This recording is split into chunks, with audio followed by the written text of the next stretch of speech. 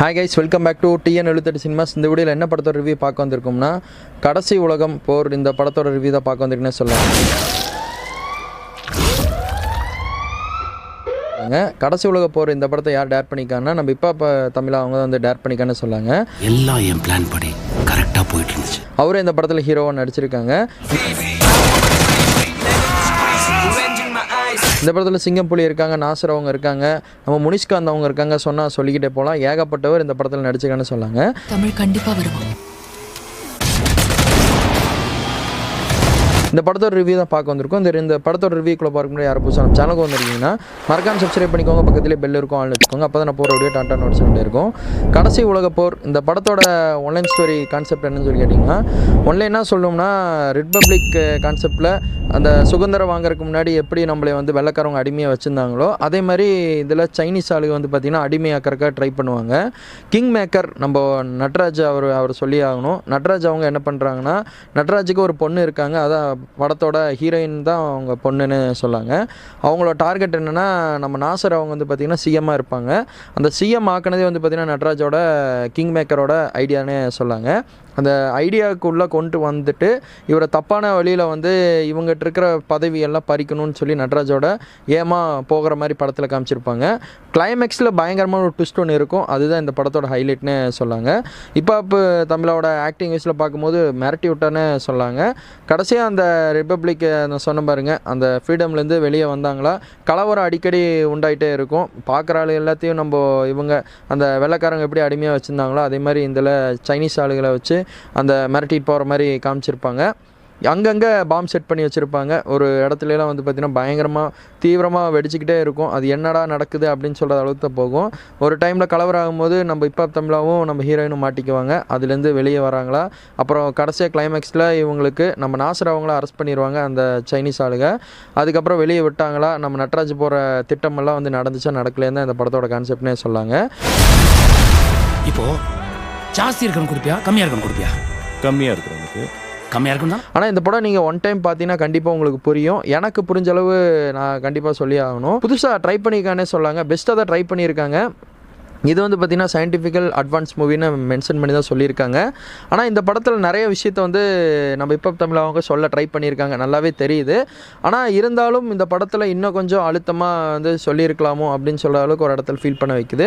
Almost படம் எப்படி இருக்குன்னு சொல்லிட்டிங்கன்னா, படம் சூப்பராக தாங்க இருக்குது. நட்ராஜோட ஆக்டிங் தான் ஒன் ஆஃப் த பெஸ்ட்டாக கொடுத்துருக்காரு. அப்புறம் நம்ம இப்போ தமிழோட ஆக்டிங்கும் நல்லா இருக்குது. நாசரோட ஆக்டிங்கும் அங்கங்கே வந்து நல்லா இருக்குதுன்னு சொல்லலாம். அதே மாதிரி வந்து பார்த்திங்கன்னா இந்த இடத்துல எதுக்கு இந்த சீன் வச்சுருக்காங்கன்னு சொல்கிற அளவுக்கு கொஞ்சம் இருக்குது.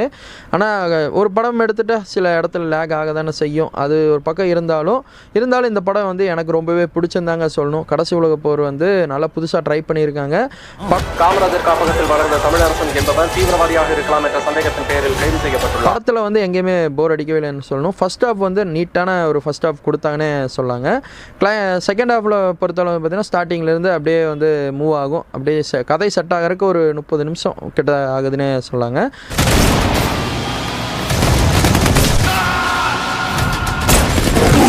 செட் ஆனதுக்கப்புறம் படம் வந்து ரொம்ப ஸ்பீடாக போக ஆரம்பிச்சிடும். அந்த ஸ்பீடாக போகிற இடத்துலலாம் வந்து சூப்பராக இருக்கும். நட்ராஜ் ஒரு பிளான் பண்ணியிருப்பான்னு நான் சொன்ன பாருங்க, கிளைமேக்ஸில் ஒரு ட்விஸ்ட் இருக்குன்னு. அதாவது நம்ம நாசரையும் அவங்க பொண்ணையும் வந்து பார்த்திங்கன்னா, அதாவது நட்ராஜோட பொண்ணையும் வந்து கூப்பிட்டு வந்து ஒரு இடத்துல சேஃப்டியாக வச்சுருப்பாங்க. ஹிப்ஹாப் தமிழா வந்து அவங்களை மீட் பண்ண போகிறாரு அப்படின்னு சொல்லி அங்கேருந்து ஒரு திட்டத்தை போட்டு வந்து இவரை ஹிப்ஹாப் தமிழா மாட்ட வச்சுருவார். அங்கே மாட்டி வச்சதுக்கப்புறம் நம்ம நாசர்கிட்ட இருக்க பதவி வந்து அவங்க பொண்ணுக்கிட்ட போகும்னு எதிர்பார்ப்பாங்க. ஆனால் அதுவும் போகாது. ஏன்னா நட்ராஜ் அவங்க போட்ட திட்டம் வந்து வேறு மாதிரி ஒரு திட்டமாக இருக்கும். படத்தில் இவ்வளோ ட்விஸ்ட் இருக்குமாடா அப்படின்னு சொல்லாத அளவுக்கு தான் இந்த படம் வந்து போச்சுன்னே சொல்லாங்க. எனக்கு கடைசி உலக போர் ரொம்பவே பிடிச்சது. கைது செய்யப்பட்டுள்ளார். ஜன்னலை திறந்து உங்கள் அப்பா செத்துட்டாருன்னு மட்டும் சொல்லி பாரு. இங்கே இருக்கிற மொத்த கும்பல் போய் எதிர்கட்சியில் சேர்ந்துருவானுங்க. எனக்கு இந்த படத்துக்கு என்ன என்கேஜ்மெண்ட் ஆச்சுன்னு சொல்லிட்டிங்கன்னா, இப்போ தமிழாக புதுசாக ட்ரை பண்ணியிருக்காங்க.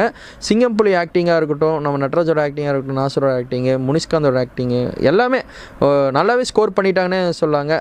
இளவரசன் இளங்கோ அவர்லாம் வந்து பார்த்திங்கன்னா பயங்கரமாக பண்ணியிருப்பார். அவங்களோட கேரக்டர் கொடுத்த ரோலோட சூப்பராக பண்ணியிருப்பாங்க. இடையில கொஞ்சம் காமெடியெலாம் ஆட் பண்ணியிருக்காங்க. அந்த இடத்துல நல்லா ஒர்க் அவுட் ஆகிருக்கு. அவன் இறந்துட்டான்னு நினச்சிக்கிட்டு நீ கடந்து போய்தான். என்னை தேடி தமிழ் கண்டிப்பாக வருவான். இந்த படத்துக்கு நான் கொடுக்குற ஸ்டார் எவ்வளோன்னு சொல்லிட்டிங்கன்னா 5க்கு கண்டிப்பாக 4 ஸ்டார் கொடுத்தே அவனே சொல்லாங்க. பிஜிஎம்லாம் நல்லாவே சூப்பராக ஒர்க் அவுட் ஆகிருக்குது. இந்த படத்தை வந்து இன்னும் நீங்கள் தேட்டர் சைடில் போய் பார்க்கலைன்னா கண்டிப்பாக போய் பாருங்கள். ஒன் ஆஃப் த பெஸ்ட் மூவியாக அமைஞ்சிருக்குன்னு சொல்லாங்க. இப்போ தமிழாக்கு ஒரு வாழ்த்துக்கள் கொடுத்துடலாம். இதை நான் உங்கள்கிட்ட சொல்லி ஷேர் பண்ண வந்தேன். நான் ரெடியாக இருக்கேன் சார். எங்களை அடிமையாக்கணும்னு நினைச்சா அவங்களுக்கு இதான் நிலைமை. ஏன் ரிவ்யூ லேட்டாக கொடுக்குறேன்னு சொல்லி கேட்குறீங்க. ஏன்னா ஒரு நாளைக்கு கம்பல்சரி 6 படமாவது இறங்கிடுது. அந்த 6 படத்துலேயே வந்து நமக்கு பார்க்குறக்கு டைம் கிடைக்கும் போது தான் போய் பார்க்க முடியும். அதுங்காட்டி தான் இந்த ரிவ்யூ எல்லாம் கொஞ்சம் லேட்டாக வருது. அதை மட்டும் கொஞ்சம் அட்ஜஸ்ட் பண்ணிக்கோங்க. இனி அடுத்த ரிவ்யூ வரும்போது கண்டிப்பாக எவ்வளோ ஸ்பீடாக வந்து நான் கொடுக்க முடியுமோ பார்த்துட்டு அப்டேட் பண்ணுறேன். அடுத்து வந்து என்ன படத்தோட ரிவ்யூ கொடுக்க போகிறேன்னா இந்த படம் பார்த்துட்ருக்கேன். அதாவது நந்தன் படத்தை நம்ம இவர் சசிகுமார் படத்தை பார்த்துட்ருக்கேன். பார்த்துட்டு கண்டிப்பாக உங்களுக்கு நான் அப்டேட் பண்ணுறேன். இதை மட்டும் சொல்லி ஷேர் பண்ண வந்தேன்.